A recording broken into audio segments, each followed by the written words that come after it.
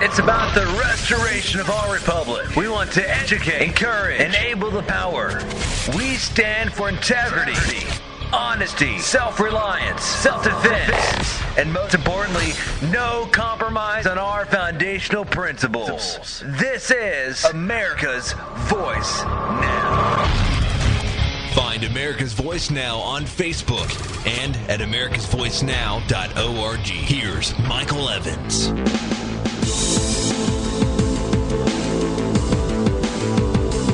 Good morning, America.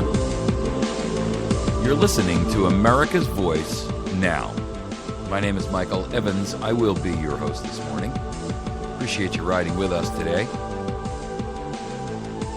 You're catching us live on our website at americasvoicenow.org. That's great news. Glad to have you. If you're listening to us on Patriot FB, welcome to the crew.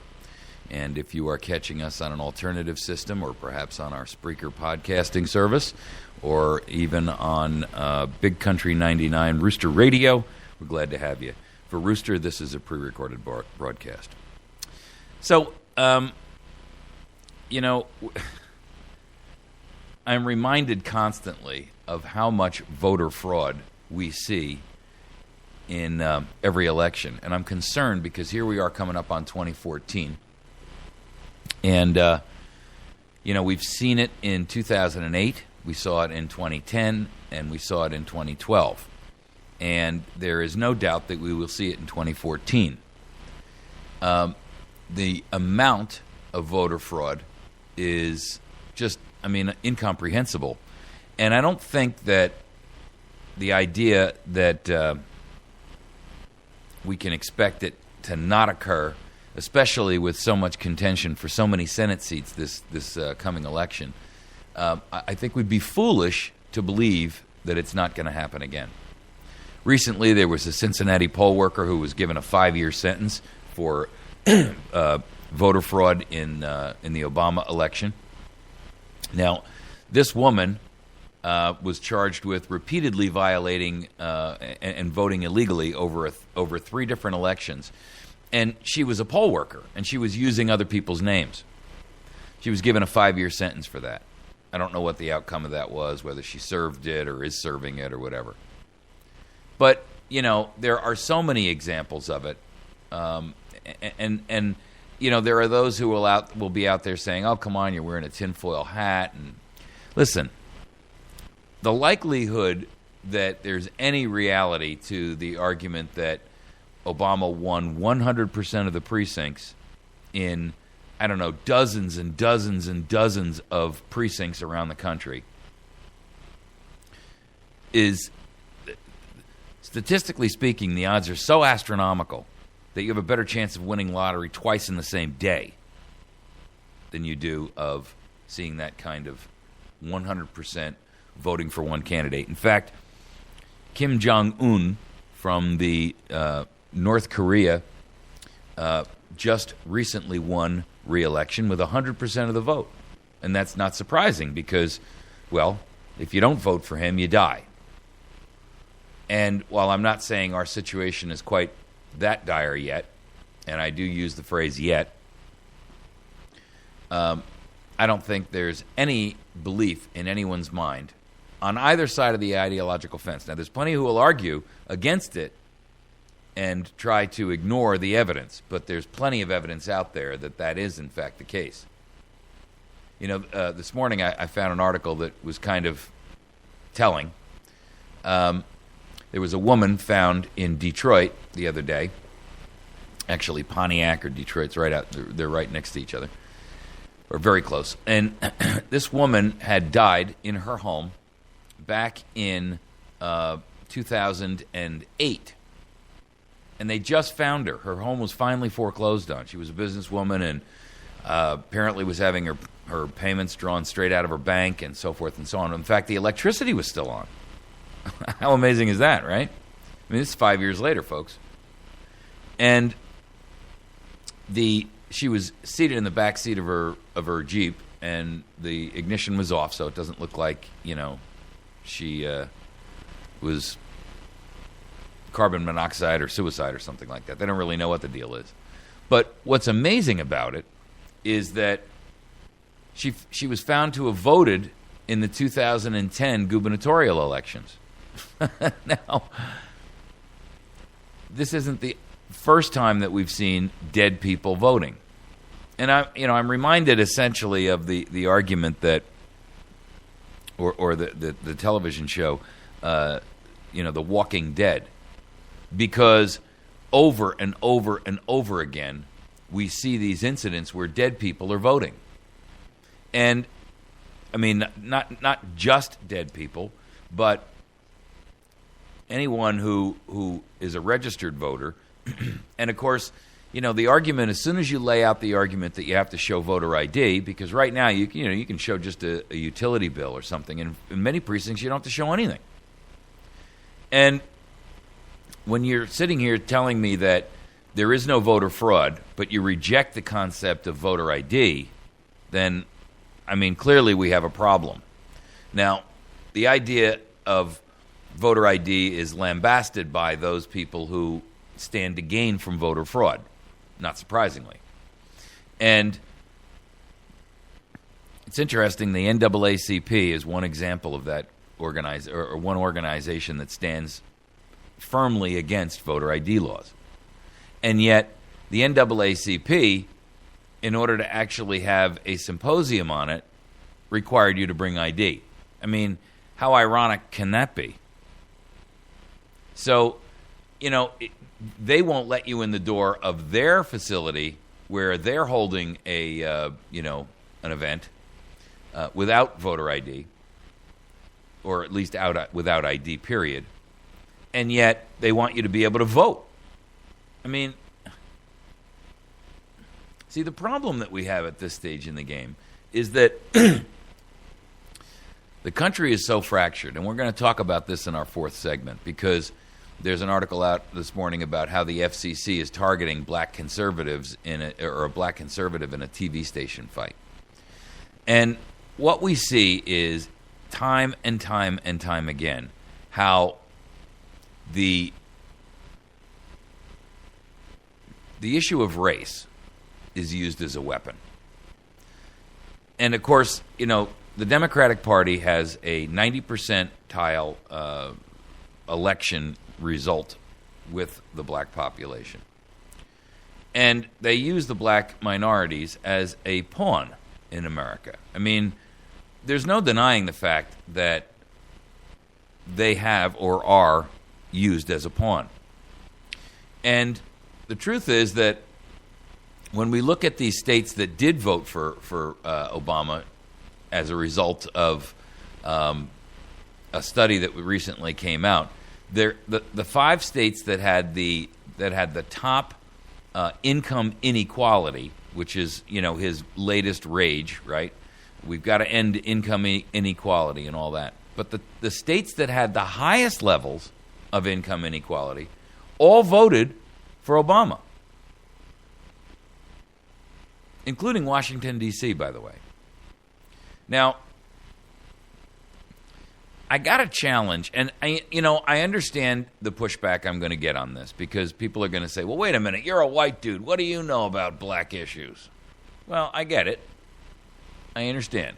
I'm white, and I can't possibly know anything about black issues.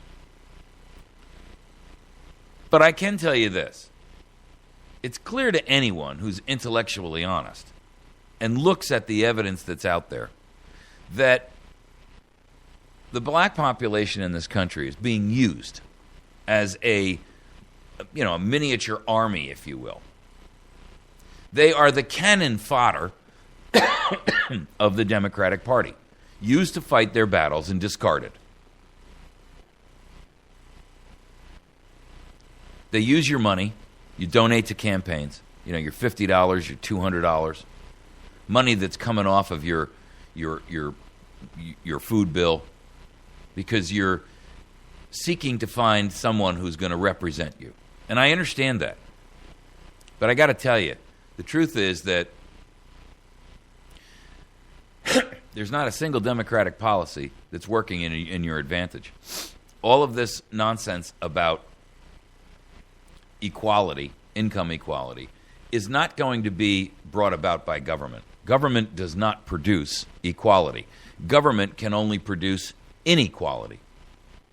Because, one, there's no way that you can, lay down a blanket policy that's going to create equality across the board for everyone anyway, number one. Number two, there are endemic problems culturally in our country why the black minority in this nation is suffering. And it's time that, one, they recognized it, and two, we acknowledge it. I know everybody wants to walk away from this issue and doesn't want to really touch it because it's like the third rail, right? I mean, you touch it, you immediately get electrocuted. But the truth is, by sitting here and not talking about it, by sitting here and pretending that it's not happening when we all know that it is, and we can see the results of it and we can see how it happens, we're actually really not representing the truth, and we're doing a disservice to those who would be benefited by its exposure. What do I mean when I say that? Well, look, all you got to do is take a look at a number of issues, and I don't care how you feel about abortion.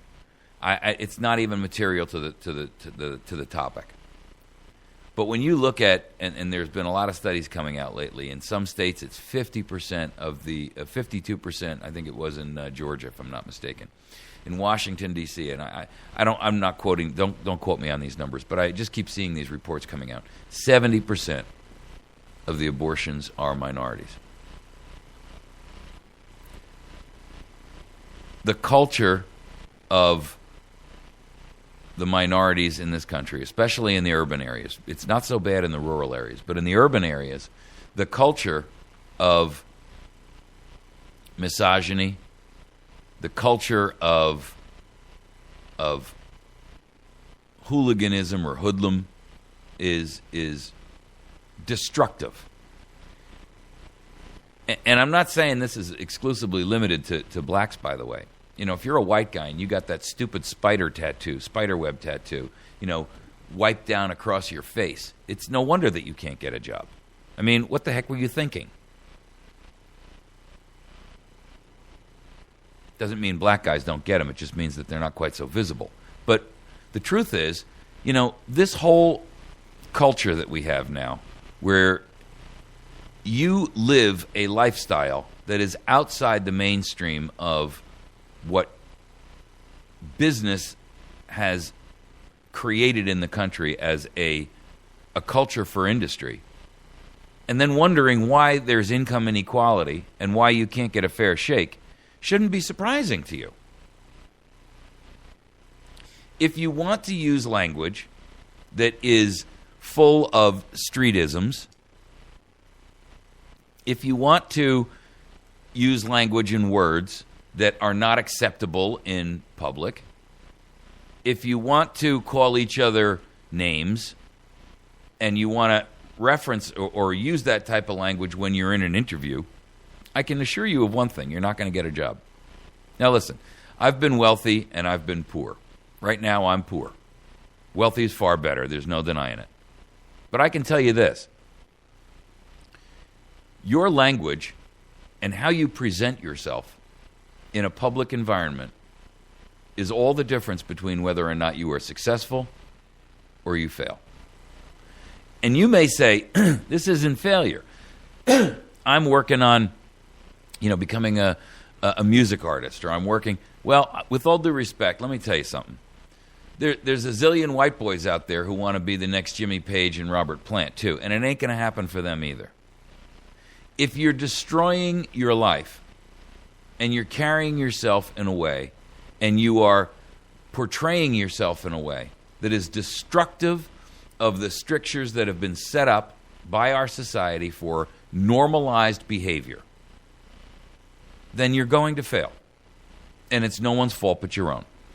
If you are so desperate for acceptance, or so desperate to show that you are unique, that you're willing to, damage your body, put rings through your nose and all that nonsense, and these giant earlobes I see these stupid kids walking around with, You're not going to be able to walk in and get a job that's going to be able to, you're never going to be an executive in a corporation, even at a lower executive level, even at a managerial level. It is not going to happen. And I don't care whether you're white or you're black or you're Hispanic. You want to get a tattoo? That's fine. Get it in a place where nobody's going to see it. But, getting a spider web tattooed on your face or somebody's initials tattooed in your eyebrow is just absolutely stupid. No, it's not stupid that you want to paint your body that way, but you can do that when you're independently wealthy. Until then, refrain.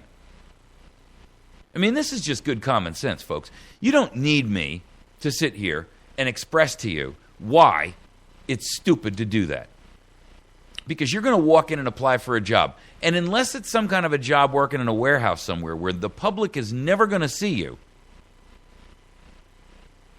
you're not going to get it. And if you think at some point in time that you're going to be able to eventually become rich without a job, you've got two alternatives there: death or prison. Yeah, you can go sell dope. Yeah, you can hustle in the streets and, knock people around and steal money or steal goods or whatever. I mean, but that's not a life, and that's not income equality. You see, the problem is that what you're seeking is not something that the government can deliver to you. It's not even something that private industry can deliver to you. It's only something that you can deliver to you. You cannot achieve a balanced lifestyle in society if you're going to go around and have this radical, approach to everything. I just don't see it. I don't see it. And I don't think people in industry and business see it either. If you cannot speak articulately, then no one's going to hire you in a position in which you're going to have to, that you're public facing. No one's going to. If you cannot string together 5 coherent words into a sentence, you're not going to get the job. I'm telling you right now. I've hired people. I've fired people. And I'm telling you, I don't care what your other deal is, if you cannot articulate who you are and what you are and why you want that job, and do it in a framework which I feel confident that is going to represent the company that I'm hiring you to work for, you're not getting the job. I don't care what your color is. The truth is that everyone expects the world to bend to their particular bent or slant. And that's not how it works. If you want to be respected, then earn it. And the way you're going to earn it is not by, strolling around with your pants hanging down around the bottom of your butt. You're not going to earn it by walking around with spider tattoos on your face. You're not going to earn it by walking around with an earring in there that's the size of your grandmother's coat button. I mean, that's just insane. You're not going to earn it by not being able to have a discussion where the N-word doesn't come up, ending in an A. You can't do that. And I don't care if you're white or black, I hear both use it. You can't slouch. You can't, you have to dress appropriately. You have to have a shirt that actually buttons down the front, okay?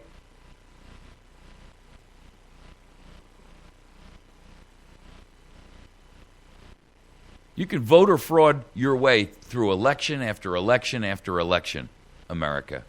And I'm talking to the 50% of America that's sitting at home getting food stamps. And I'm talking to the 50% of America that's sitting home saying, I can't find a job and I'm being oppressed because of the man. The truth of the matter is, you're just as much of the problem as the man. You're your own problem. And ultimately, you're our problem. You're ruining this nation just as fast as they are with their oppression of all of us. And it's not limited to you. Trust me, the NSA's spying on everybody. Not just blacks, not just Hispanics, not just the white boy who wants to walk around with an earring, a yo-yo stuck through his ear.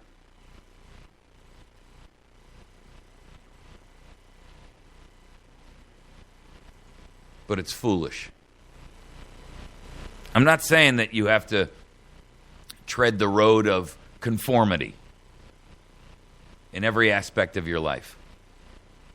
But you at least have to be able to have a balanced playing field of intelligence, language, dress, and presentation. You have to be able to present yourself in a way that is going to express that you care about yourself, that you have some intelligence and some cognizance of the situation around you. All right, we're going to take a break. When we come back, we're going to talk. The three other remaining topics today are Hillary Clinton was. There's an article out there this morning about how she received fraudulent campaign donations. She got illicit campaign funds, and this is back in 2008. And of course, she tries to separate her and separate herself from that, but there's none of that happening. That she's caught red-handed, frankly. So we're going to talk a little bit about that. Also, in our third segment, we're going to drop this bombshell on America, and that is that the Ukraine, in an agreement with the United States and the West, including the EU, years ago gave up their nuclear weapons after their separation from Russia as a satellite nation. And they did so at our insistence, based on a promise that we would not allow to happen exactly what's happening. And that is Russia has invaded Ukraine. And then last but not least, we're going to talk about Ben Carson on guns and the FCC targeting black conservatives. So we'll take a quick break. When we return, we'll tackle these topics. Stick with us. You're listening to America's Voice right here, right now. If there is any way that you can visit with our sponsors, I would strongly encourage you to do so. Today is Tuesday, and that means that Pizza Hut has a reduced lunch price, and then tonight is Kids Eat Free night. So your Pizza Hut in West Plains on Porter Wagoner Boulevard would be happy to have you come by there either today for reduced price lunch or on Thursday, and then on Tuesday night tonight, kids under 12 eat free, and it's a full buffet. So you have salad bar, and it's an excellent salad bar, by the way. I eat it all the time. And then you also have a pizza bar and pasta bar and stuff like that. So make sure that you swing in there. See our friends over at Wits End Classic Barbershop. Get your hair cut over there. I do, and they do a great job. And while you're there, visit our friends over at Patriot Cigar and Tobacco Shop. Make sure that you see our friends at Mini Mart Expresses 1 and 2, both in West Plains, both with drive-thrus. One north of the city up on 63 and Route 14 corner. And then the other one down across the street from the city pool in West Plains. We'll be back in just a moment.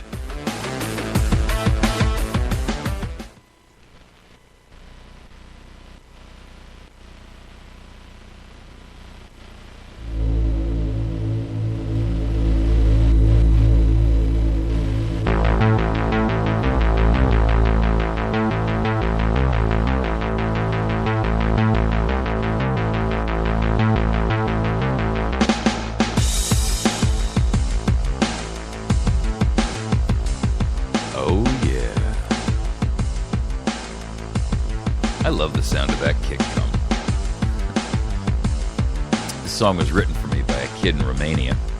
It's actually about a 5-minute song, and I had to edit it out and change it up a little bit, but it's got a great groove to it. And when you hear the whole thing, it's really awesome because the kid interweaves it and interleaves it back and forth, and it's, well, enough about that. So, we're going to talk this morning in this segment about Hillary Clinton and her campaign. back in 2008, and how she received illicit funds from a figure who is was just convicted or he is a scandalous figure in D.C. And the Virginian governor, the Terry McAuliffe, the guy who's a Democrat who just won the governorship of Virginia, he was the chairman of Hillary Clinton's campaign at the time. He's, by the way, been a long-time friend of the Clintons and a long-time partner in crime with them, and I do mean partners in crime, not just because they're Democrats, because politicians are corrupt, and the Clintons and McAuliffe are especially corrupt. But she had promised back in 2008 that she'd scrubbed her campaign of any kind of illegal campaign donations. And there is a fight going on right now in Washington, D.C. over the mayoral election of Vincent Gray. And they're revealing here that the guy who is the mastermind of that particular scandal, and they're calling it a shadow campaign, that's their phrase for it, that he was the same person that funneled hundreds of thousands of dollars to Clinton in her bid back in 2008. Now, this guy, Jeffrey Thompson, who's the mastermind, as they're calling him, of these campaign schemes, included diverting $608,000 in illicit campaign funds to a New York marketing executive, Troy White, who then organized street teams to raise Clinton's visibility in urban areas during her Democratic battle with Obama back when they were still fighting for who was going to be the presidential candidate. And, this kind of leads in or touches on the earlier discussion we were having about voter fraud. It's not just voter fraud in the sense of fraudulent votes. It's also voter fraud in terms of all the money in Washington. There's an interesting thing I want to throw out to you guys, and I learned about it last night from a good friend of mine.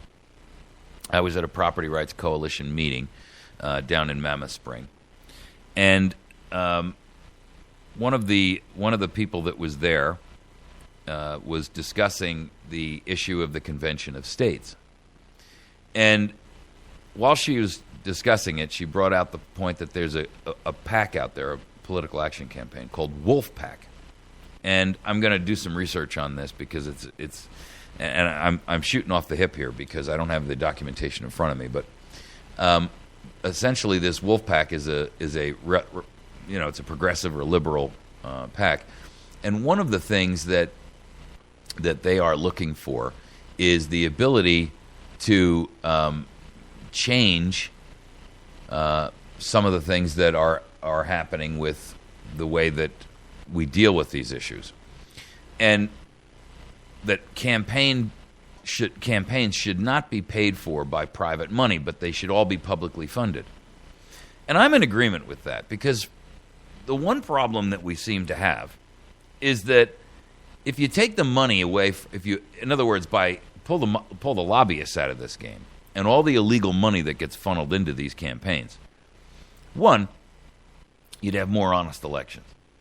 Two, you would steal the power from lobbyists and corrupt politicians because you take the wind right out of their sails.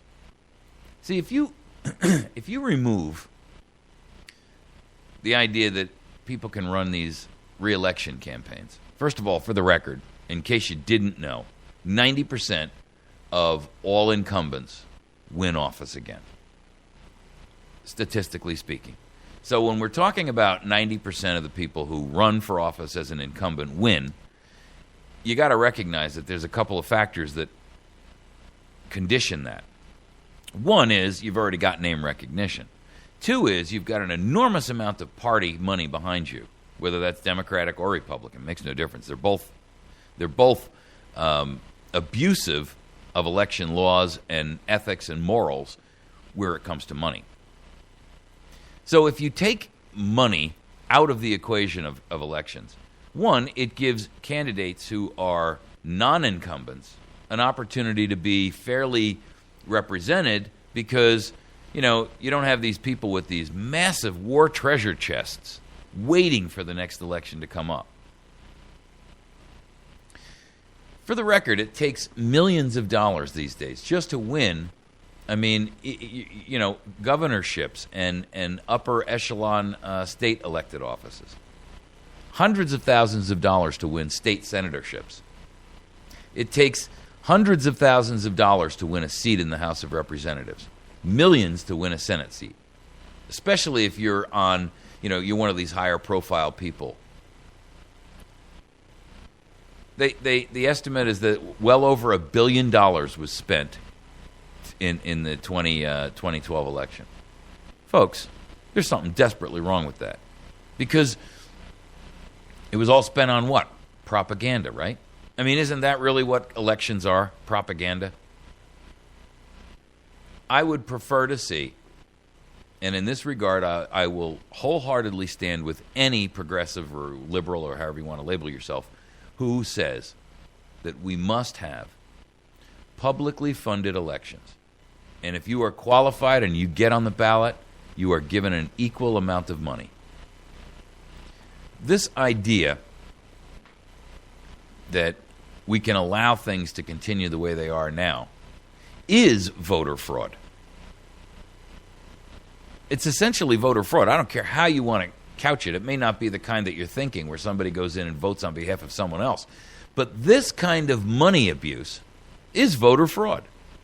And we've got an election coming up in 7 or 8 months? And already it's starting.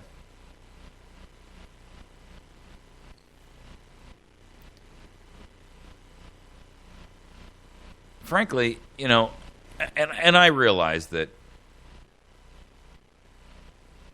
we're never going to get our current elected representatives to vote for things like voter reform or election reform. We're never going to get them to vote for term limits because it's against their best interest to do that. And that ought to signal to you everything you need to know, by the way, about the people who are currently in office. Anytime an elected representative says, I'm not going to vote for this, or I'm not going to, put forth this piece of legislation because it's against my own personal best interest, that person should be summarily removed from office and permanently barred from ever holding office again. In fact, with prejudice, meaning they can never hold any kind of office ever again. Because that's treasonous behavior. It's treasonous to the constituency that you owe an allegiance to. It's treasonous to the Constitution that you swore an oath to uphold and defend and protect.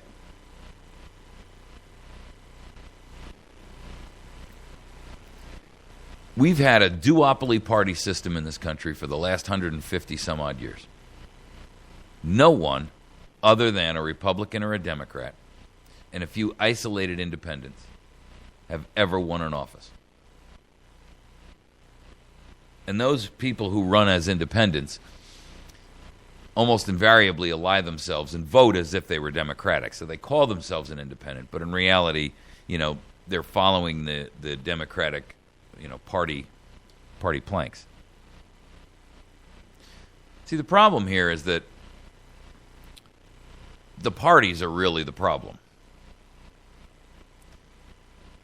They pour so much money into these campaigns, and they act as a laundry or a laundromat for money.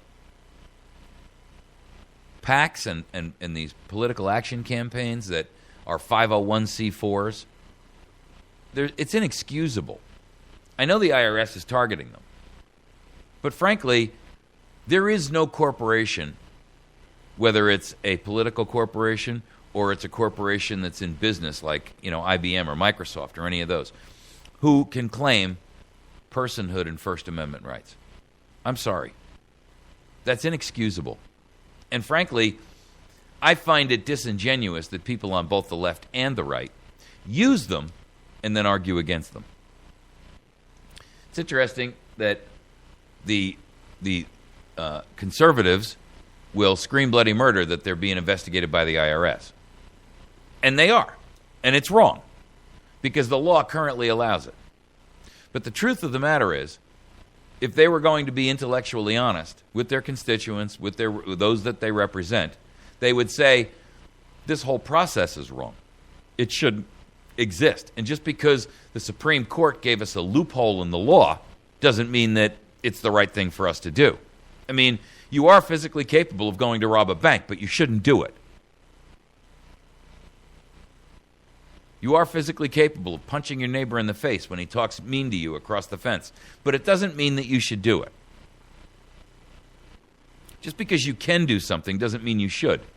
Now, I understand their argument is, well, the other side's doing it, so we have to do it just to be even. So what we end up with is constantly lowering ourselves into the basement and lower floors of degradation and failure to honor and respect ethics, morals, integrity. So we're in a race to the bottom of corruption, the bottom of the barrel, the bottom of the ethics barrel. We're always looking to see how much deeper can I dig this basement so I can get up underneath my opponent and get a leg up on him. When in reality, what we should be trying to do is figure out how to fill the hole and bring ourselves back up on a plateau on ground level. The only way that can be accomplished is by a massive stand by the American population to say, you know what, this system is so corrupted, we've had enough. And we've had enough with all the current crop of politicians, and we've had enough with all of the agencies that are out there, like the IRS and the FCC and all of these agencies, the EPA, that are being used as weapons by a president who's completely and totally and utterly out of control. And saying, we will not tolerate this. It's our republic. See, here's the problem, though, folks. 50% of the country is so wrapped up in their own dependency and is so willing to stay there that we can't even get a fair crack at the argument. They cannot envision life without whatever their entitlement is, or entitlements in many cases.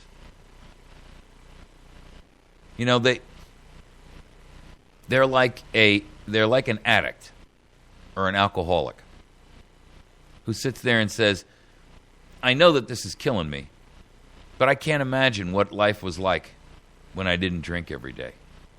I can't remember what life was like when I didn't put this in my arm.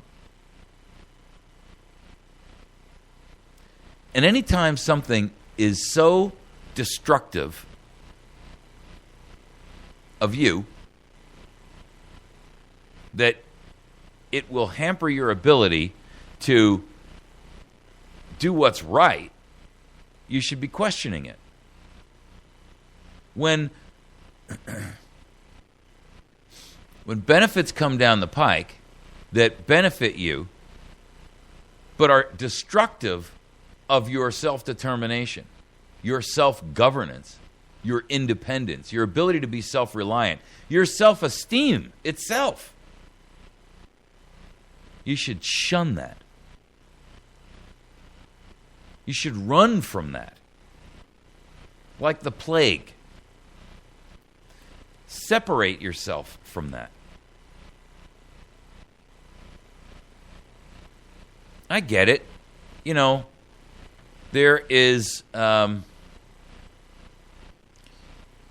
a limit to what the jobs are out there, and there are, a great many people that are legitimately on some sort of assistance. And I'm not trying to denigrate everybody or even anybody on this.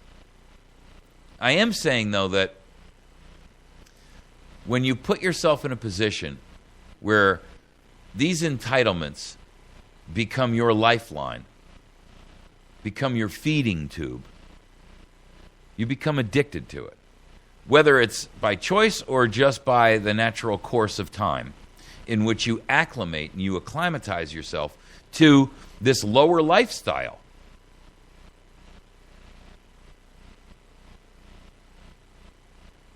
It's not healthy. You know, when we see billions and billions of dollars poured into these campaigns, it is a poison. It's a poison pill that we take every election cycle.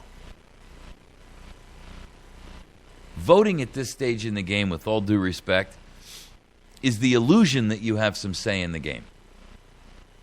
Because this money, and the media, by the way, with their propagandic push, have skewed the reality of this thing so far that there's no balance left. There's no reality left to it. It's like you're inhaling laughing gas at the dentist's office. You know, you cannot see it clearly for what it is. It's clouded by impressions and images that are given to you, propaganda that's fed to you. And with all due respect, unless you are well educated about, and I don't mean educated in an academic sense, unless you are well educated about why you have your beliefs and firmly entrenched in that, with good solid understanding of how you arrived there, not because you have adopted someone else's opinion, then you're easily swayed. You're easily led about like a bull with a ring through his nose. I say to folks over and over and over again, never, ever allow someone else to make your opinions up for you. Don't accept someone else's opinion as fact or as your opinion and then begin to regurgitate it like as if you know what you're talking about. In many cases, I think it's because people want to seem intelligent or in touch. I can almost always tell someone who's lying about their political stance. Because with one or two questions, I can see how thin the veneer. When they can't explain how or where they came about with a principle or an idea or a concept or a belief or an opinion that they've, vociferously support and exude, I can tell you right off the bat, they're lying through their teeth. They don't have any idea why they believe what they believe. They're just regurgitating somebody else's talking points that they've, kind of paraphrased. And in some cases, memorized verbatim. Once in a while, I'll see on one of our YouTube videos that somebody will, post up a comment up there. I did a thing about global warming, and a guy said, standard talking points for the far right. Or he was basically calling me a Republican. I'm like, man, apparently you have not watched any of my videos because I am anything but a Republican. I detest the Republican Party because they're traitors. How much bolder can I say it? They are traitors, as is the Democratic Party. They've betrayed their constituency. They've betrayed the members of their party. They've betrayed the faithful who have believed that they actually had their best interest at heart and were working towards achieving that. They have betrayed the planks and the stance of their own party. I don't know how anybody could sit and call me a Republican. I espouse a conservative viewpoint, but believe me, it is not a Republican one. I'm all for fiscal discipline, but I really believe in it. I'm all for small government, but believe me, the Republican idea of small government and my idea of small government aren't even in the same ballpark. We're not even in the same universe. I believe that government should be so small on a federal level that you have to seek it with a microscope in order to find it in your life. And I believe that state government should be microscopic to the point where you have to find it with a magnifying glass in how it affects you. But look back at your life right now and watch what transpires during the course of one single day. And think about how often the federal encroachment now affects your life versus where it did 20, 30, 40 years ago. And tell me there's any hope when you look at it from that perspective. Everything is now ruled by federal government. And the wall is not, at this point, it's going up with so much speed that, you know, the states in the 10th Amendment are, for all intents and purposes, so completely usurped at this stage in the game, they have no say. They have become empty vessels to be filled with the federal government's agenda.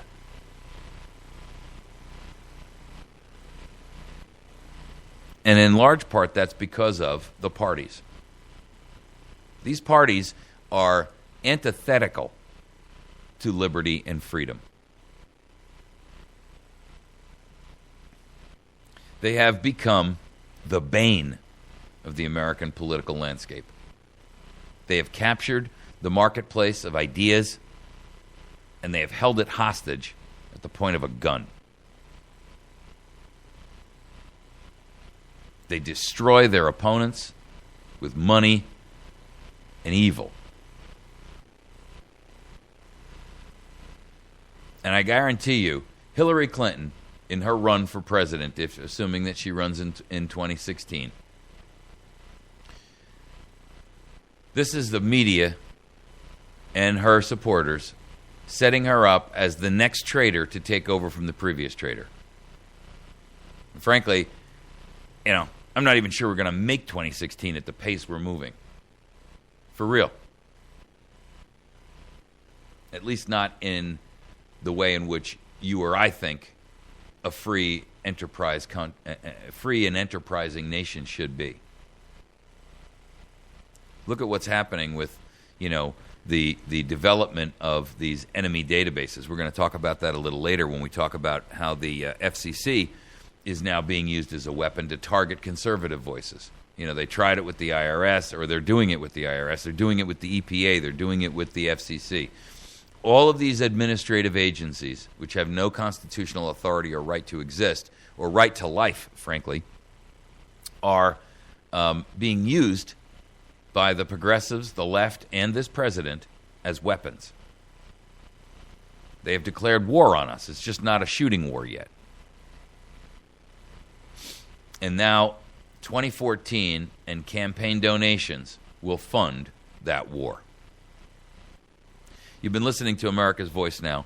You can find us live on the web, and I'd like to hear from you, so please comment to me. You can do so by sending me email to mike@americasvoicenow.org. We'll be back in just a moment. If you would please work with our sponsors, I'd like you to contact the folks over at Battery Station. You can find them by going to batterystation.com, or you can call them at area code 417-257-7799.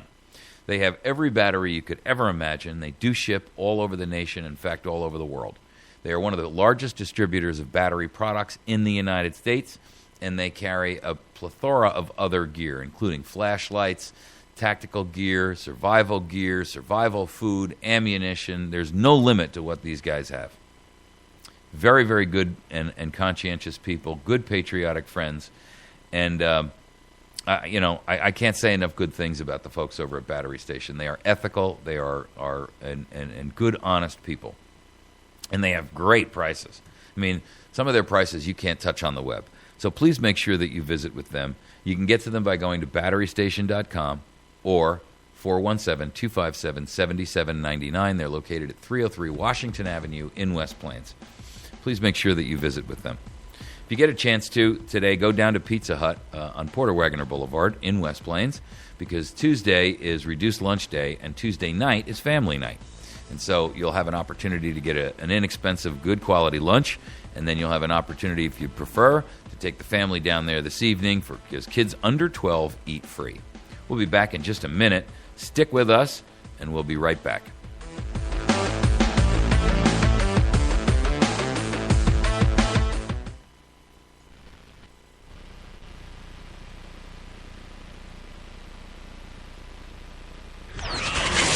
It's about the restoration of our republic. We want to educate, encourage, enable the power. We stand for integrity, honesty, self-reliance, self-defense, and most importantly, no compromise on our foundational principles. This is America's Voice Now. Find America's Voice Now on Facebook and at americasvoicenow.org. Here's Michael Evans.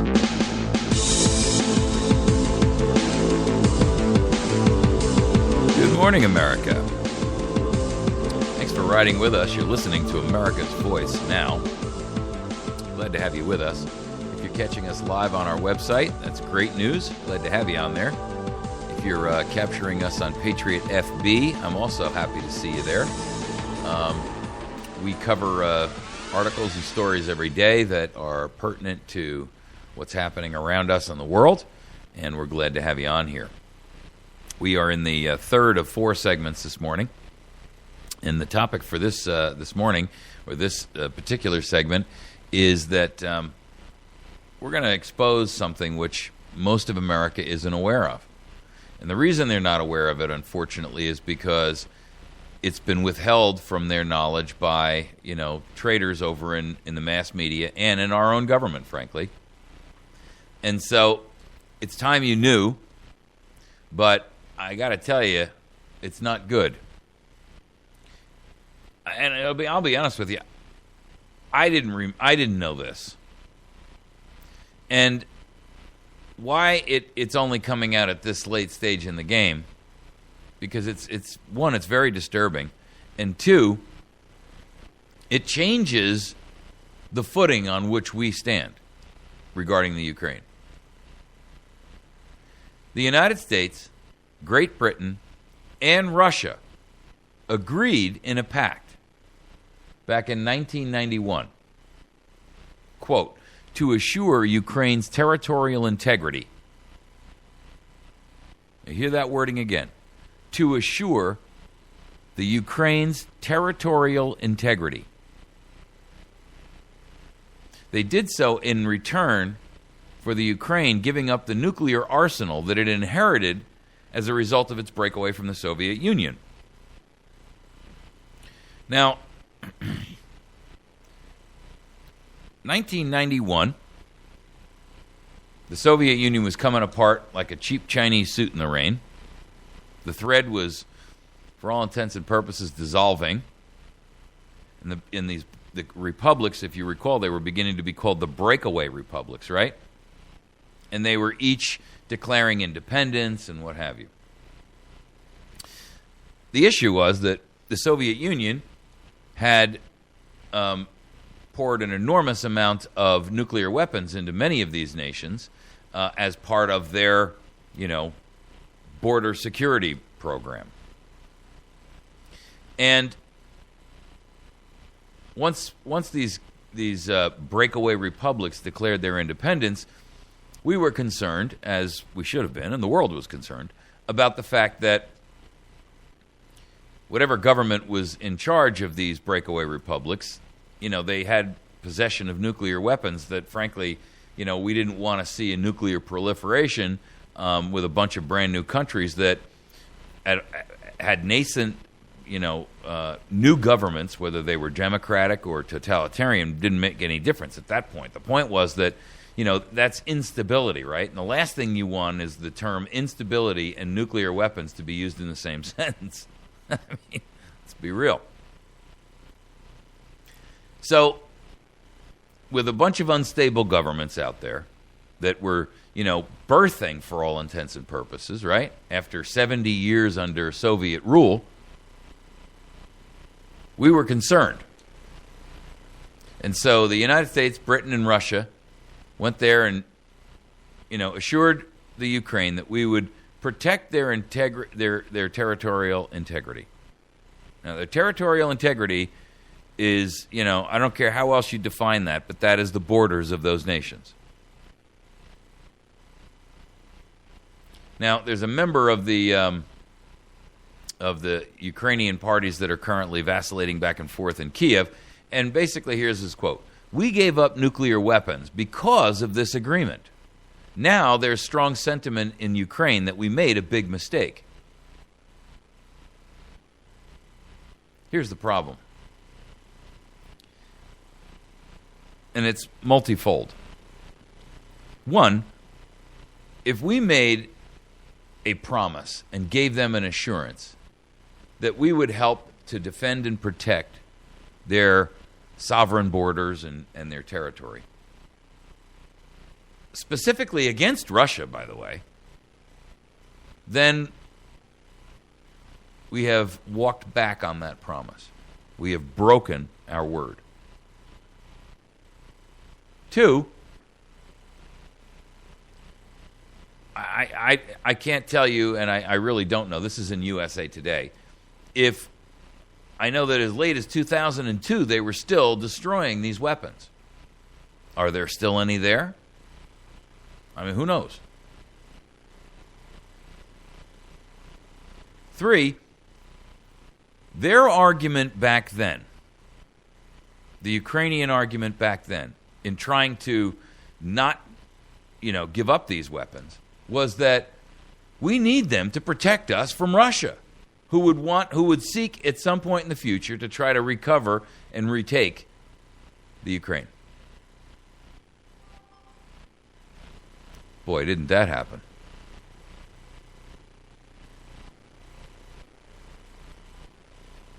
Now, it's interesting because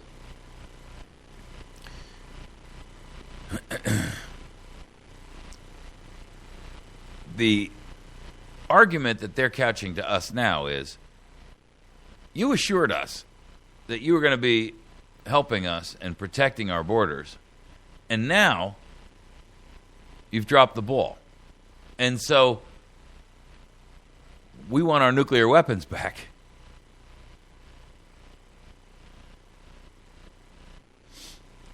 Ordinarily, you would say, come on, this is,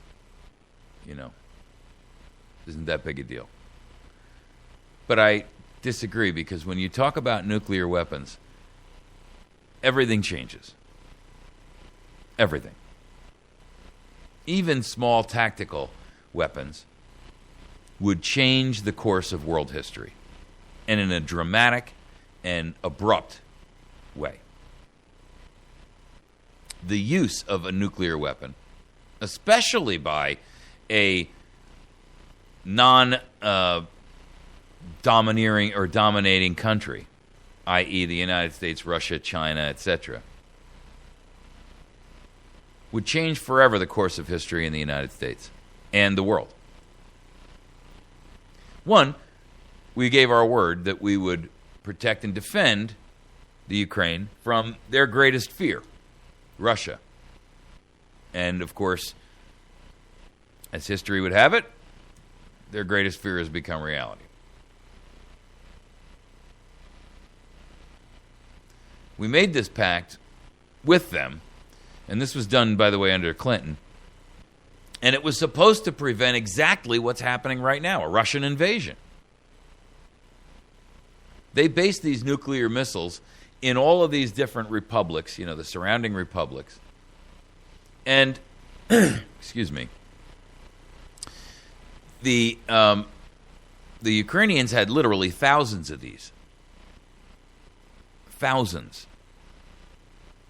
And everybody in the world put pressure on them through the United Nations and others to say, look, you don't need these, and you can't have these because we've got this nuclear nonproliferation, and you're not a signatory, and we can't allow you to have nuclear weapons, and so forth and so on. You're the new kid on the block. You're wet behind the ears. You don't have a stable government. Give these weapons up. And they pushed back and said, wait a second now. Our concern is that if we don't have these weapons, Russia can come back in here and, reverse our independence, essentially. And so we got together, along with the UK and Russia. And in 1994, there was something called the Budapest Memorandum on Security Assurances. The Budapest Memorandum on Security Assurances. And in that document, all three of the signatories, including the United States, Britain, and Russia, in that they promised that none of them would threaten or use force to alter the territorial integrity or the political independence of the Ukraine. Well, now, of course, Putin says, well, that agreement is invalid because it's lawlessness that's going on in Kiev right now, and therefore it's not the same government that we made a deal with, and we're not obligated under the deal.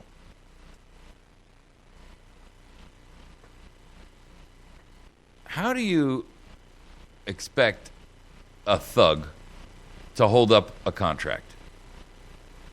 I mean, this would be like going to the mafia and saying, the Spaghetti family, and saying, yo, hey, sign this contract here that you guys are going to do everything by the law from now on. Hey. I mean, how long do you think it's going to be before that contract is broken, either in spirit or in fact? And, I mean, I don't know if Georgia was a part of that. I'd be interested to read that article about that. I didn't have enough time this morning to look that up. But I'd be interested to see if Georgia was a member or was a signatory of the Budapest Memorandum on Security Assurances. Odds are pretty good it probably was. And that happened under Bush's watch, by the way. They'll never let it be said that, the Republicans are strong. Yeah, right. That's why he owns half of Georgia, too. So, this pact is, based on international law, but there's no teeth to it because, there's nothing that says that, like a NATO agreement, that if you're invaded, we all have to jump in on your behalf. That doesn't say that. But the point is that we've effectively stated that we would, excuse me. Well, I'll tell you what. I'll give you a quote right out of it. The memorandum requires that the signatories, quote, consult in the event a situation arises which raises a question concerning these commitments. That's pretty weak. But the Ukraine gave up thousands of nuclear warheads based on that statement. Now, we don't know what was promised to them verbally, off on the side to try to get them to acquiesce to this, because I can tell you with a clause like that in an agreement, no, it ain't happening. There ain't no way that I would be willing to put and pledge,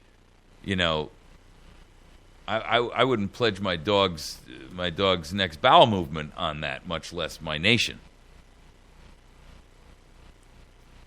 So, at this stage in the game, Putin's in, for all intents and purposes, 100% dictatorial control of Crimea. And Putin is, the bad boy of politics, right? And he's throwing out there that the commitments are irrelevant because the Crimea is his because of the coup in Kiev. And that's created, quote, and this is Putin's statement, that's created a new state with which we have signed no binding agreement. So where do we go from here? Because, we're out there saying, hey, listen, Russia, you got to stick to your agreement. You got to be bound by your word. And, Putin, in typical thug fashion, is like, no, the rules have changed. I changed them, and I can do so whenever I want.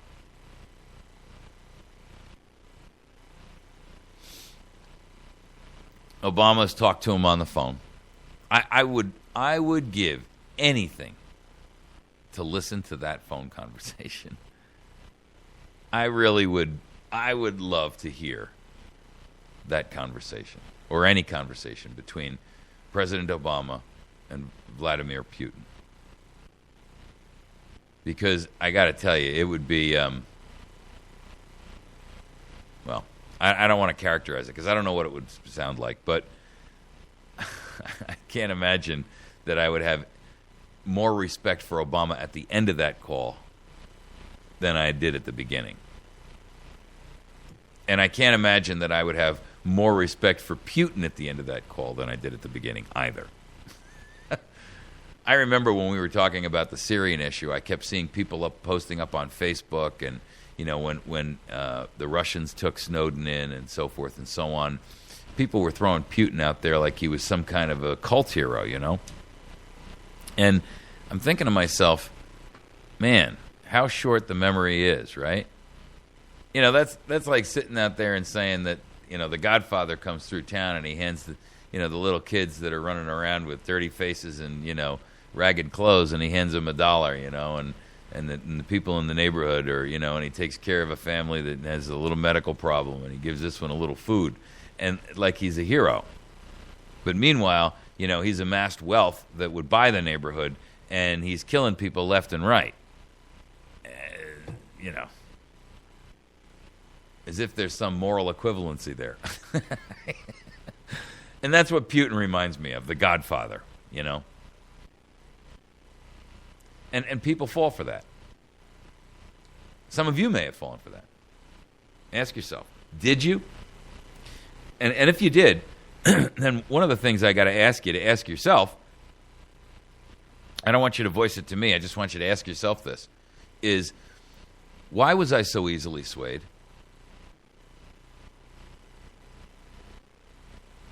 It's a good question, huh? If for a moment it entered your mind that Putin may have been, a good guy in all of this, why would you think that?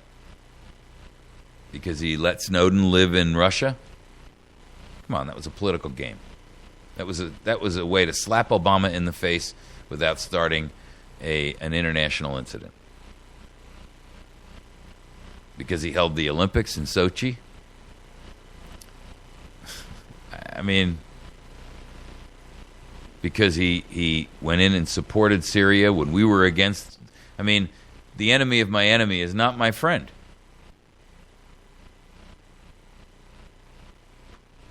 Tell you. We didn't belong in Syria. But, Putin was playing a political one-upsmanship game against Obama at that time. And anyone who thought that because he went in there and saved us from our own folly, that gave him some level of credibility, would be fooling themselves. Putin's a monster. Make no mistake about it. You let Charles Manson out of jail, and just because he gives your kid a lollipop doesn't make him a good guy. Now, of course, he's using the argument that ethnic Russians are in Crimea, and that he has a right to go in there and protect them and their interests, which is a lot of hogwash. I mean, it may be a 60 percentile ratio of Russians living in the zone, but there's nothing in there that says that these people were about to be ousted from their homes or lose their businesses or be assaulted or attacked as some kind of a minority under, some Kristallnacht or some other nonsense. That's a bunch of nonsense.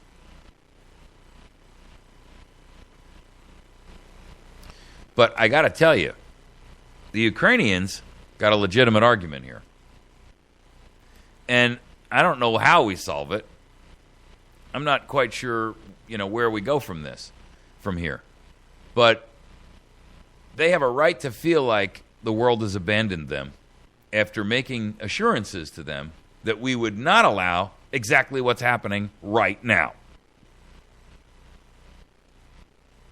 Interestingly, when USA Today tried to contact the White House and the State Department about this agreement, they refused to respond to emails asking for comments. That's not surprising, but it's in poor taste. So the question really comes down to, Russia is pouring troops in there. We made a promise that we were going to do something. And at this stage in the game, I think we have to, somehow or other, realistically honor our commitment. I don't know how we're going to do that. I'm not suggesting we should go, slap boots on the ground and all that nonsense. But something's desperately wrong here. And I don't know how we fix it, because we've got a weak president. We've got an extraordinarily weak and divided government. We have an ideological, mindset in this country that is detrimental. We're tired of wars, rightly so, on both sides of the fence. And, I'm really not sure that we want to go and pick a fight with Putin. I don't know how we settle it, but I do know one thing. America should have been informed about this a long time ago. This has been going on now for, almost a month. And I think that the news media has abandoned us by not making this more newsworthy earlier on. I'm talking about before it fell, when Kiev was in riots. It may have well changed public sentiment about how we felt as a nation about our involvement there, and should we be involved, and how, and under what circumstances, and how deeply. I don't know about you, but I'm getting a little tired of the media betraying us to spew propaganda and Hollywood celebrity nonsense at us, while ignoring the realities of the world that is in conflagration everywhere. All right, you're listening to America's Voice Now. We're going to take a break. When we come back, we are going to tackle our fourth and final topic of this morning, and that is Ben Carson on guns. I'm going to take umbrage with him. Even though he said the right thing yesterday, I'm going to point out to you how it's not always as rosy as a guy says. And I like Ben Carson, but on guns, he and I got a problem. And then we're also going to talk about how the FCC is targeting a black conservative in a brand new, weaponized form of administrative agency. How shameful, right? Every administrative agency is now being used as a weapon. And man, that just burns me up. Every American should be outraged about this. I don't care what side of the political fence you sit on. This is inexcusable. They are all being used as weapons of mass destruction against political parties, and I don't care what side of the fence you sit on. This ought to scare the poop out of you, because if it's the opposing party today, it could well be you tomorrow. All right. You're listening to America's Voice Now. You can communicate with me directly by sending me email to mike@americasvoicenow.org. That's mike@americasvoicenow.org. And you can find us live on the web by going to americasvoicenow.org, facebook.com/America's Voice Now, and then lastly, our YouTube channel at youtube.com/America's Voice Now. We'll be back in just a minute.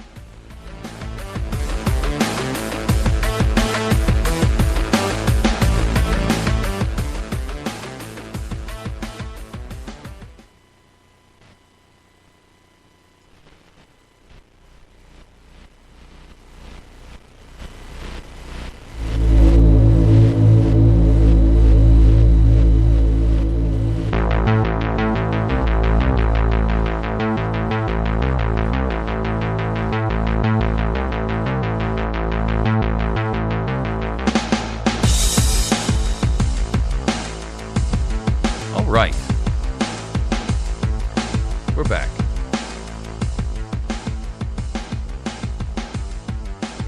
There's a couple of things I'd like you to see on our Facebook page. If you'd be kind enough to go there, it's facebook.com/America's Voice Now. And there's, I try to post up not only news articles with my comments about them and my take on them, etc., but cartoons and stuff like that I think are funny or enlightening or informative. And there's a cartoon that shows kind of a toll booth and in the desert, and it's marked, on the side, on the top of the toll booth, it's marked Ukraine, and Obama is in the toll booth, and he's leaning out, and he's, wagging his finger and yelling after a Russian tank that has just blown through and broken through the gate. And Obama is saying, "Putin, stop! Come back here, I'll be forced to draft a strongly worded condemnation." And I'm like, boy, if that doesn't take the cake, huh? That expresses what is up with this weak-kneed nonsense. I'm not saying we need to go over there and start, lobbing missiles back and forth with Russia, but I'm telling you right now, one of the reasons that Putin is taking the actions he's taken is because he perceives us to be afraid, and he's right. He perceives what we have in the office now as a peacenik who will stand there and tolerate any abuse to not only ourselves but our friends and our neighbors and those we've made commitments to, as we just spoke about in the last segment, and tolerate that. The problem is that in the Ukraine, it's not us who are actually suffering there. It's going to be the millions of Ukrainians who are going to fall back under Soviet rule, and that's just inexcusable. The other picture I posted up there was, this shows an entire wall, a phalanx of riot police with shields and black uniforms and knee pads and helmets and the plastic shields over their face and all that. And it shows these guys and it's standing in a group, and the images of this guy who is leaped in the air, and he's diving right into the heart of this thing, and he's all by himself. There's one guy against the whole wall of these riot police, and the I mean, I'm like, dang, dude. and the caption below it is, "Fight back. The odds don't matter anymore." Boom. Fight back. The odds don't matter anymore. The only comment I could have to that was, enough said. So I'm asking you, America, where are you in the fight back? Are you in the fight, or are you standing on the sidelines watching? Because if you're not a part of this fight,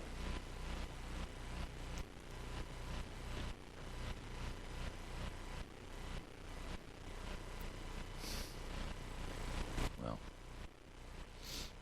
I'll reserve my comments to myself.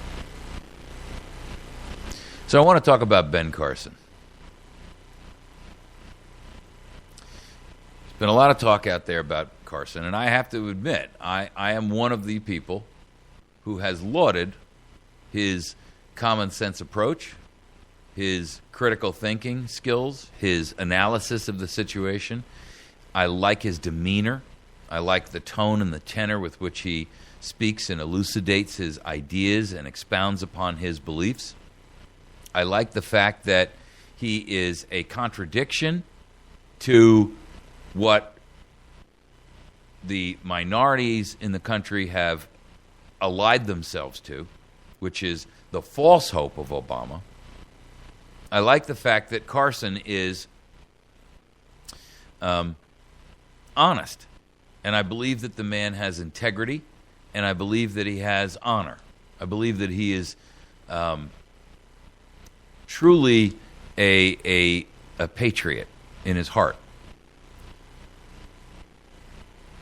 On Monday, in a meeting in New York, Ben Carson came out and said he does not believe in gun registration because America's massive debt could transform the nation into a third world country in which martial law may be imposed.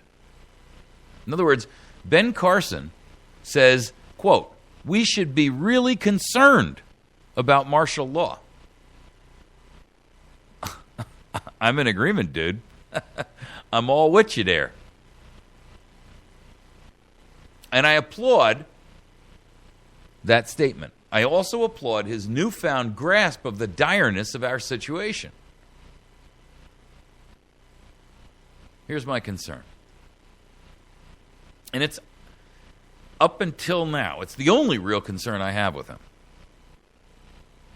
He has a lot of explaining to do to me in order for me to feel confident that he's got what I think it would take to become, we need a George Washington, right? And I'm looking for one actively, guys. And you should be too.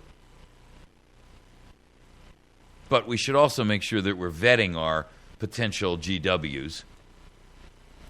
And we're making sure that they got the right stuff before we go and put our support or try to, push them up the ladder or pedestal them or whatever. But here's my concern. He has a lot of explaining to do because he's come out and made a previous stand against firearms in this argument that he laid out, which was that, he understands that guns in rural areas are one thing, but he thinks that in urban areas, it's a different story. And to me, the minute I hear that kind of thinking, I got to question it. Because, again, the truth is, if you look at where guns exist, the crime is lower. And that includes cities. So don't give me that's. But the cities who have the strongest gun control laws have the highest rate of crime. I'm reminded of an email I got from somebody a while back, and it showed a bunch of images of the Israeli IDF, and it was girls. And, in Israel, the IDF is the Israeli Defense Force, and it's made up of everyone in the country has to serve. It's not optional, it's mandatory, and everybody serves. Men, women, makes no difference. And they had these girls in various, different scenes, standing there at a counter as an example, ordering, some food, and there's 6 or 7 girls lined up, and they all got M16s slung over their back, and they're in uniform. A couple of scenes later, there's 8 of them standing there or sitting at a table, and they all got M16s sitting on their on a sling, either over their back or sitting on their lap, and they're just having coffee or something, at a cafe. And if you look at Israel and you see how they, guns are a daily thing in Israel. I mean, nobody looks askance at somebody walking down the street with an AR-15 slung over their back. Now, I recognize that their situation is that they live in a fairly different climate than we have, and that they're completely surrounded in many cases by enemies. And I'm not giving Israel any passes here for some of the things they do here in the United States, I got to tell you. But I'm trying to draw the idea and the correlation to your mind that lots and lots of guns, publicly visible, eliminate crime. Hello? If someone doesn't know if you're armed, you think this knockout nonsense would be going on in New York? Do you think the level of carjackings that happen around the nation, especially in the urban city areas, would be occurring? If somebody thought that when I pulled that car door open, I might get a .357 shell popped right in my left eye.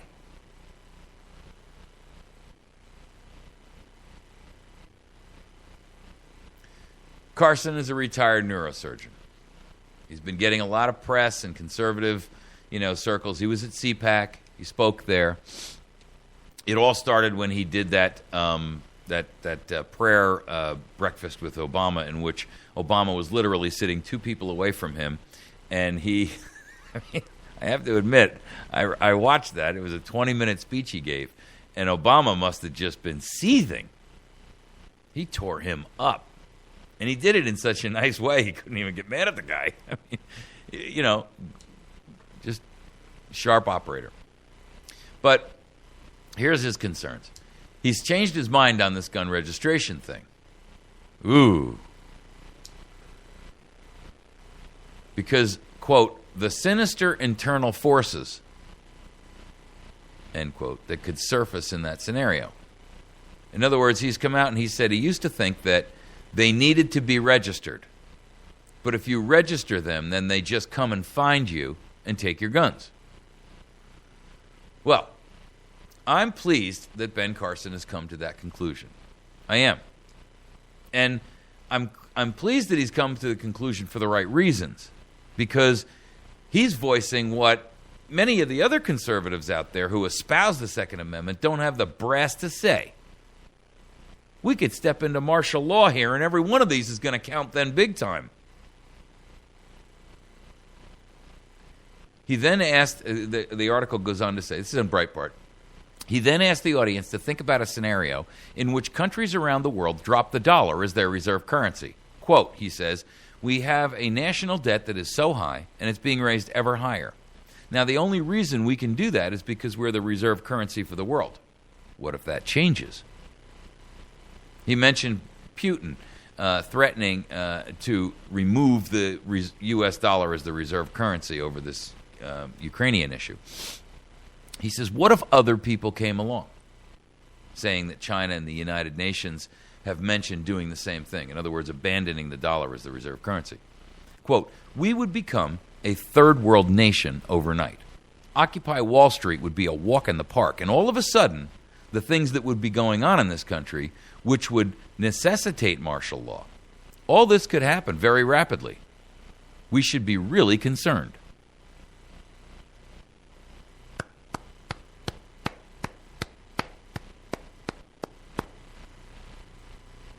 You're absolutely correct, Mr. Carson. Now, Wall Street Journal's James Taranto has brought out previous comments that Carson has made, in which he issued out this kind of a policy of an urban and rural distinction on gun rights.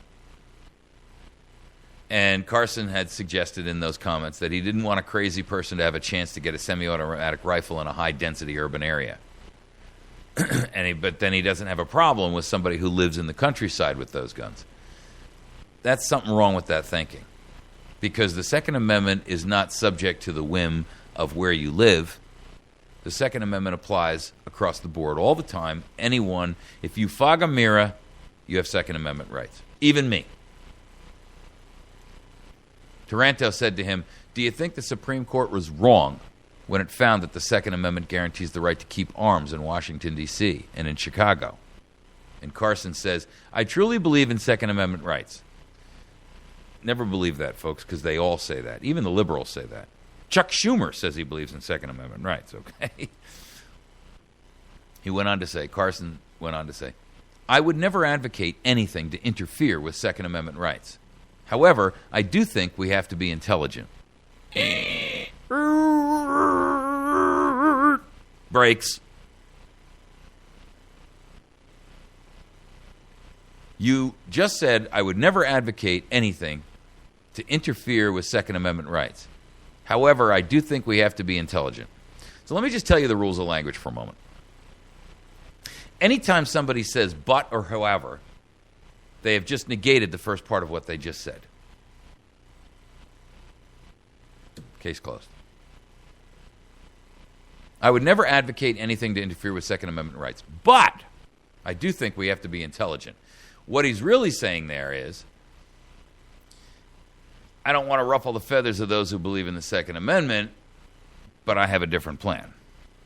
Now, I'll grant you that was earlier than this statement here. I'm just trying to point out to you, and I want you to understand that, you know, and I'm not trying to pick on Carson here, because I actually like the guy an enormous amount, but I got a real problem with this.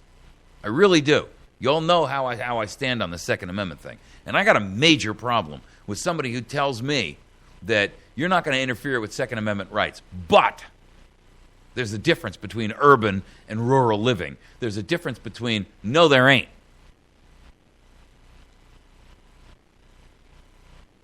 He said his point in saying that was to address situations like in Detroit where people with AK-47s are mowing people down. Well, let me tell you something. I don't care how much registration you put in place. I don't care how many laws you pass and how draconian you make the penalty for possession of a gun. The people in Detroit who are mowing each other down with AK-47s, and I got to tell you, that's a false statement first and foremost. The number of people that are killed with rifles in this country is in the hundreds per year, not in the thousands, not in the tens of thousands. It's in the hundreds. And the vast majority of them aren't killed with a semi-automatic AK-47 or even a semi-automatic AR-15. Rifle deaths in the United States are including rifle deaths from a hunting accident. So don't blow that smoke at me. I don't buy it.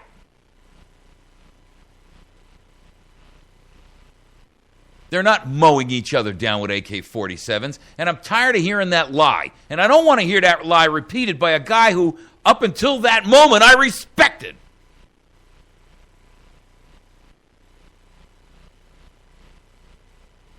So Carson went on to say, we need to engage in a discussion about, quote, is there something we can do?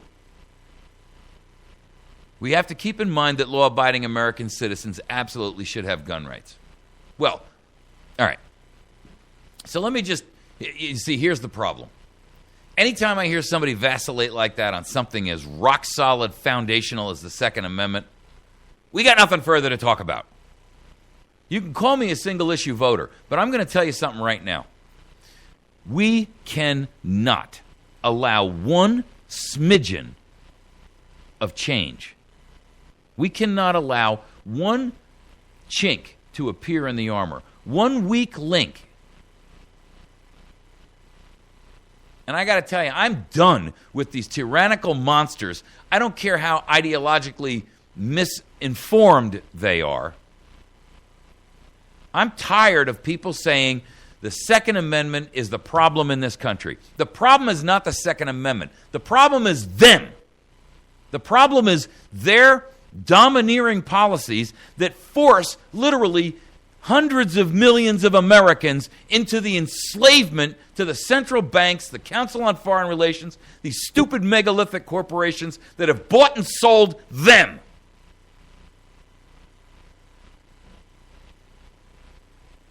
Guns aren't the problem.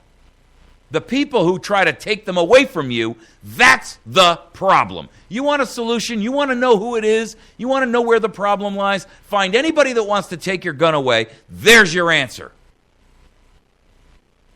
Because the only governments that fear weapons are those that have oppression and abuse on their mind and in their heart.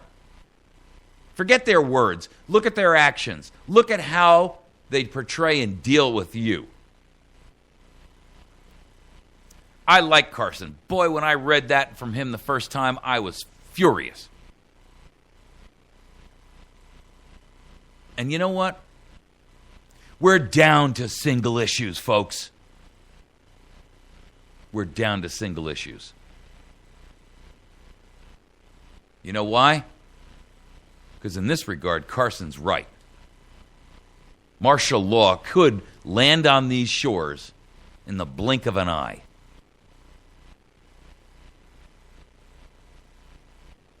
Maybe he's late to the party, and I'm all worked up about nothing.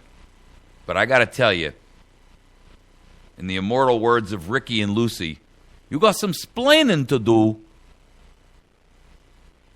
All right, let me tap onto this other article because I'm down to 6 minutes here.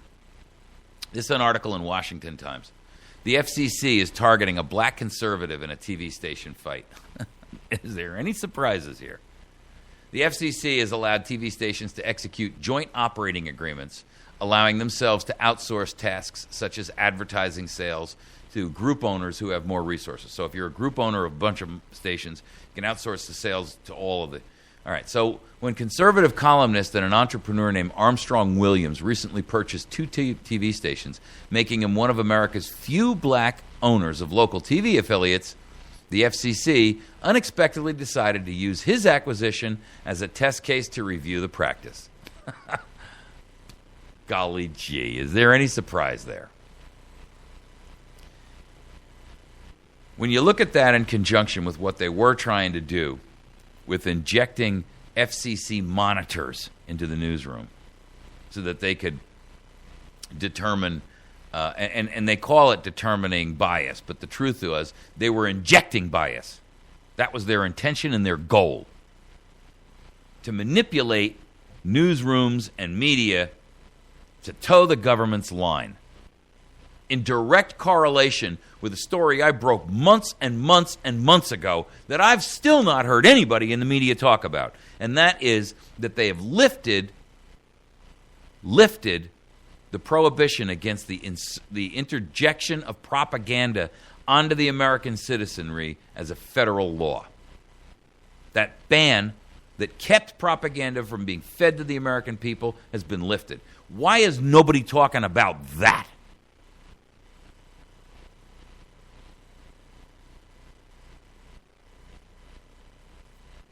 The truth of the matter is, they're not going to talk about that. Anyway, the FCC has been, working on this idea of and of course they backed off after the media flipped out. Isn't it funny, by the way, how the media flips out when you talk about, anything that affects them, but when it affects your Second Amendment rights, boy, they're like, well, we have to make compromises here. Well, then, should we compromise on your First Amendment right of free speech in the media? I mean, all things being equal and all, right? It's okay. I mean, if you're going to compromise on the ability of Americans to have weapons to defend themselves and protect their country and their nation because you failed to inform and educate them about the tyranny that's sitting on their shoulder, then it's only fair that your First Amendment free speech should be limited too, right? Well, that's not fair because, the founders, they couldn't have understood that we were going to have things like machine guns and AR-15s and assault weapons. No, but they also didn't know about cell phones and televisions and two-way radios and one-way radios.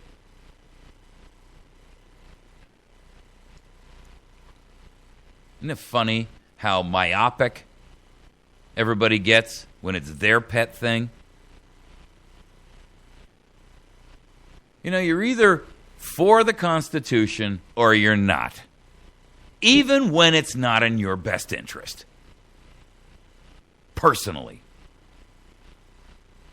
And frankly, I get sick and tired of these two-bit traitors who will espouse one constitutional principle while simultaneously being willing to trash yours. Frankly, I'm just sick of traitors. And we got a nation loaded with them. Just chock full. Not chock full of nuts, chock full of traitors. Country full of them. Traitors to themselves, traitors to their beliefs, traitors to their faith, traitors to their...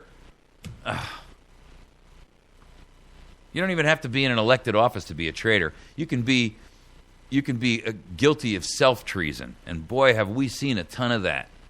What is self-treason? That's when you betray yourself so that you can follow some ideology that has some minuscule, microscopic benefit to your life. I'm voting for Obama because he's black and I'm a black man. That, ladies and gentlemen, is called self-treason. You've ignored the fact that 99.9999999% of the man is not qualified to be president, but you've chosen to vote for him because of the 0.00000000001 that he's got in concert with you. Hello. That's self-treason. And it's inexcusable. Well, I voted for President Obama because of his stand on the environment. I love those little birds. You jackass. All right. Doesn't matter that he's tearing a country apart and giving it away. Fool. We're wrapping the show for today. You're listening to America's Voice Now.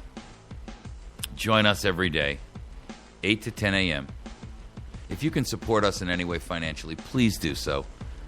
I'm so upside down on how much I support this program out of my pocket every month. I can't tell you how bad it is.